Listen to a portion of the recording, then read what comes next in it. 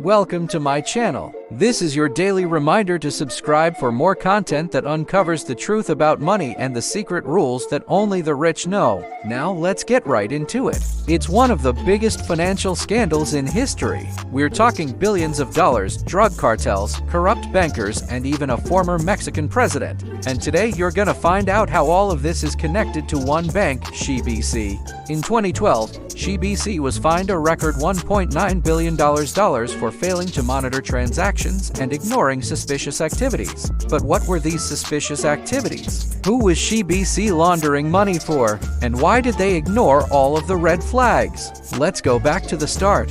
HSBC Holdings is headquartered in London and is one of the largest banks in the world with over 38 million customers across 64 countries. Now imagine you're working in a mid-level position at HSBC. You start noticing some weird stuff going on around you. There's some people working long hours in the basement. They have piles of cash everywhere and they seem to be working closely with some very shady characters. Every time someone walks by, you hear them whispering in Spanish. But that's not all. A co-worker who used to work at the Mexican branch suddenly resigns and disappears without a trace, and another co-worker gets arrested by the FBI for trying to smuggle almost $1 million in cash out of the country. With all of this going on, should you blow the whistle? Well, unfortunately, if you did, you'd probably be fired because HSBC didn't want any leaks getting out, and there were so many red flags that you would need a fire extinguisher just to stay afloat.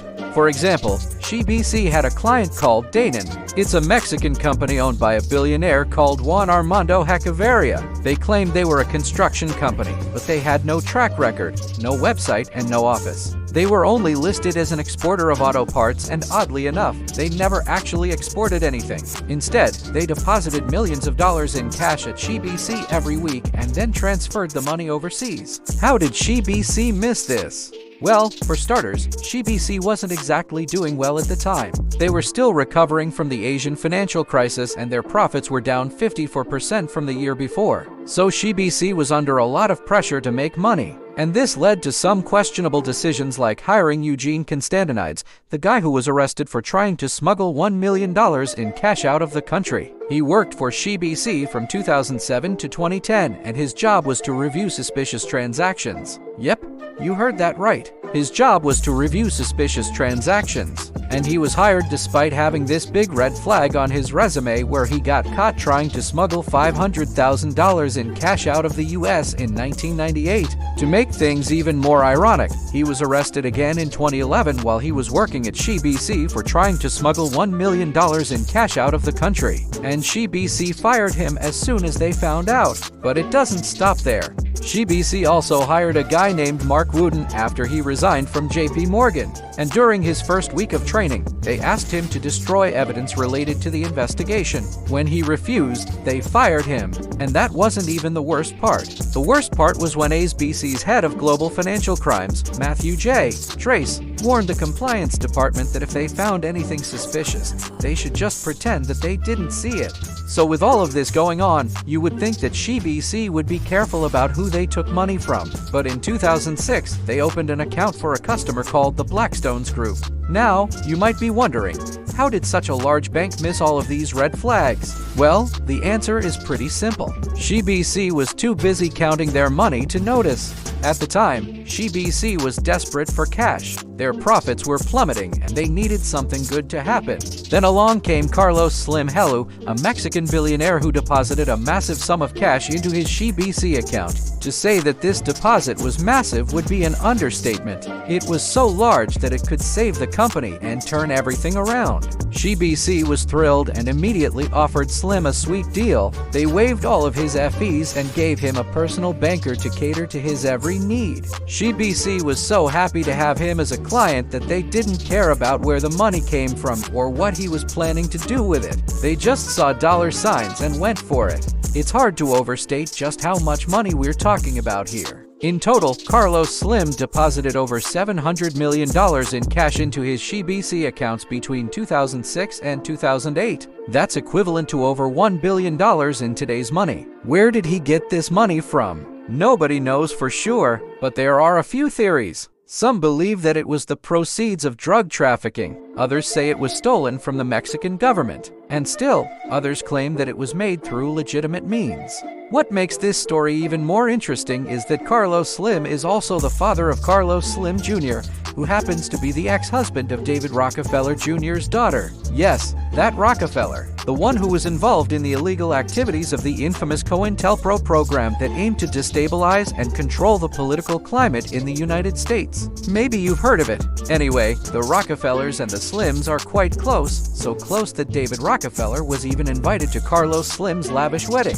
The wedding took place in 1998 and was attended by 4,000 guests. According to reports, the cost was staggering, estimated to range anywhere from $20 million to $50 million. And even though the exact figure remains unknown, one thing is certain: it was one of the most expensive weddings of all time. But let's get back to HSBC and the role they played in laundering this money. HSBC helped Carlos Slim move his dirty money around the world through a complex web of shell companies and offshore accounts. For example, they helped him buy shares in companies like Telmex and America Movil. And once he owned these companies, they became the perfect money laundering tools. Why? Because they generated massive amounts of cash flow and were virtually impossible to scrutinize. This meant that Carlos Slim could take his ill-gotten gains and invest them in these companies without anyone batting an eye. The companies would generate huge profits and pay him back in dividends without raising any suspicion. It was a brilliant move and it worked like a charm.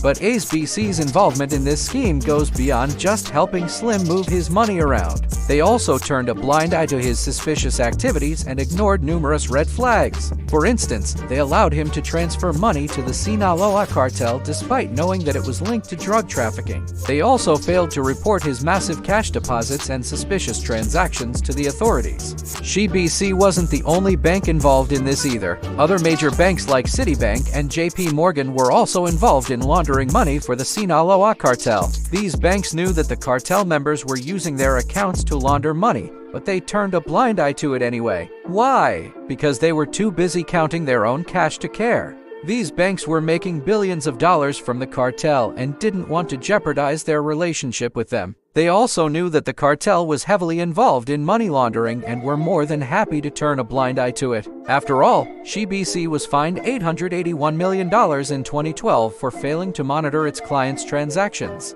And to make matters worse, HSBC wasn't even apologetic about it. They argued that they were simply trying to make money and that the cartel wasn't violent at the time. HSBC was so brazen about their involvement in the cartel's money laundering activities that they even bragged about it in internal documents. One employee wrote, "We are HSBC and we move the money." Another said, "We have a culture that says it's okay to bend the rules." HSBC's involvement in the cartel's money laundering activities was so extensive that they even had a dedicated team of employees who focused on it. This team was responsible for moving the cartel's money around the world and making sure that the funds were clean and ready to be used. The extent of HSBC's involvement in the cartel's money laundering activities was so shocking that the U.S. Senate held hearings on the matter. During the hearings, HSBC executives tried to downplay their role in the scheme, but the evidence against them was overwhelming. The Senate was furious and demanded that the Justice Department prosecute HSBC to the fullest extent of the law. But even after all of this, HSBC never learned their lesson. They continued to engage in shady practices and push the boundaries of what was acceptable. It wasn't until 2017 that they were finally caught and forced to pay a massive fine of $1.9 billion. But even after all of this, HSBC is still operating and still laundering money. They may have changed their tactics, but they haven't changed their ways. Now check out this video for more information on HSBC and their connection to the Mexican drug cartels. I promise it will be worth your time. Thanks for watching.